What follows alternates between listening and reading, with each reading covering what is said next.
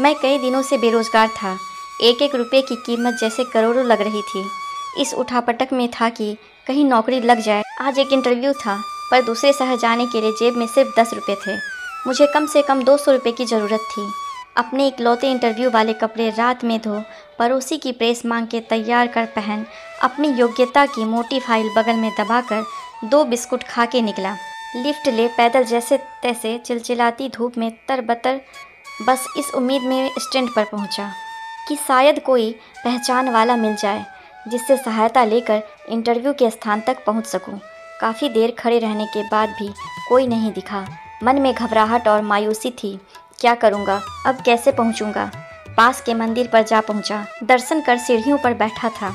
मेरे पास में ही एक फकीर बैठा था। उसके कटोरे में मेरी जेब और बैंक अकाउंट से भी ज़्यादा पैसे पड़े थे। मेरी नज़रें और हालात समझ के बोला, कुछ मदद चाहिए क्या? मैं बनावटी मुस्कुराहट के साथ बोला, आप क्या मदद करोगे? चाहो तो मेरे पूरे पैसे रख लो। वो मुस्कुराता बोला। मैं चौंक गया। उसे कैसे पता मेरी ज़रूरत? मैंने कहा, क्यों, शायद आपको ज़रूरत है। वो गंभीरता से बोला, हाँ है तो, पर तुम्हारा क्या? तुम तो दिन भर मांग के कमाते हो। मैंने उसका पक्ष रखते हुए कहा।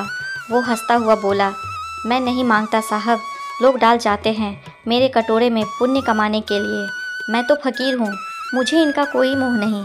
मुझे सिर्फ भूख लगती है, वो भी एक टाइम, और कुछ दवाइयाँ बस। मैं तो खुद ये सारे पैसे मंदिर की पेटी में डाल देता हूँ। वो सहज था। कहते कहते मैंने हैरानी से पूछा, फिर यहाँ बैठते क्यों हो?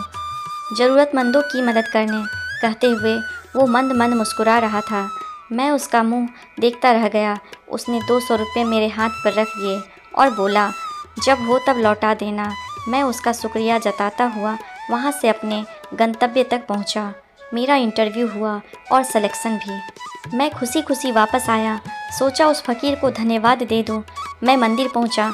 बाहर सीढ़ियों पर भीड़ लगी थी। मैं घुस के अंदर पहुँचा। देखा वहीं फ़कीर मरा पड़ा था। मैं भौचक्का रह गया। मैंने दूसरों से पूछा, यह कैसे हुआ? पता चला वो किसी बीमारी से परेशान था, सिर्फ दवाइयों पर जिंदा था। आज उसके पास दवाइयाँ नहीं थी और न उन्हें खरीदने के पैसे। मैं अवाक सा उस फ़कीर को देख रहा था।